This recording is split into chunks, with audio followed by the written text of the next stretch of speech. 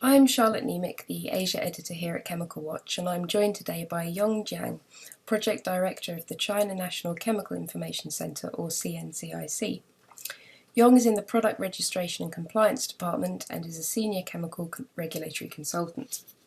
Yong has recently contributed to our series of webinars speaking on the recent changes to China's draft revision of guidance for new chemical substance notification and registration. He'll be speaking at this year's Regulatory Asia Summit on new chemical substances notification and its practice. Ahead of this event, he's agreed to answer a few questions for us. So, Yong, what proposed changes to the new chemicals notification procedure in China will have the biggest impact on companies, and what are the major concerns? Thank you, Charlotte. First of all, it is only a draft document. It will take at least half a year for the authority to collect public comments and publish the final version of the revised guidance, which will be enforced at the same time. The proposed change that will have the biggest impact on companies, if this proposed change still exists in the final version, is the chronic toxicity study in level 4. According to the draft, it can be waived. This level 4, this chronic toxicity study can be waived only in one condition, that the combination study of chronic toxicity and carcinogenicity is submitted.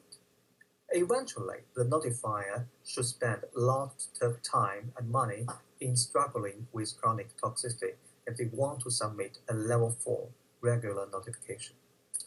It will take at least 2 years to complete a chronic toxicity experiment and about another 1 year to finalize the study report, notification dossier, and the risk assessment report.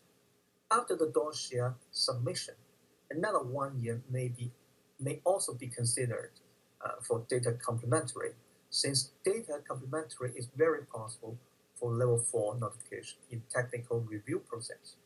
Thus, the notifier should spend altogether about 4 years for a level 4 regular notification. If the notified chemical substance has no great hazard, it will be included in existing inventory 5 years after the notification, so that any company can produce and use it, no matter whether it is the notifier of the chemical or not.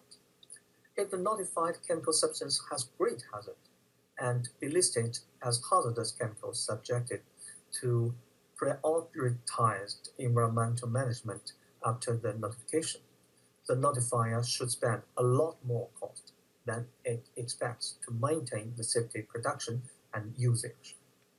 As you can see, the decision for level 4 regular notification will be very hard to make according to the draft. This is the biggest impact, I believe. That's great, thank you. And delegates attending this year's summit will be looking for advice in response to this. Will you be highlighting it at the summit, and are there any snippets of guidance you could give us in advance? I will introduce this part from my personal point of view in my presentation in Asia Regulatory Summit if delegates are interested. Nowadays in China, more and more protocols and standards, for example, in chemical safety management, accident prevention, precaution measurement, and emergency response plan, are being developed and improved. However, they are just in paper. In practice level, it's another thing. Progress is still needed.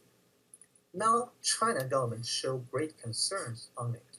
The safety management of hazard chemicals, especially the safety standards of chemical storage, will be implemented accordingly.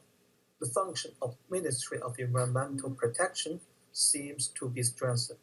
The MEP, Ministry of Environmental Protection, and new chemical substance notification process will be affected as a result. The details will be explained in the summit.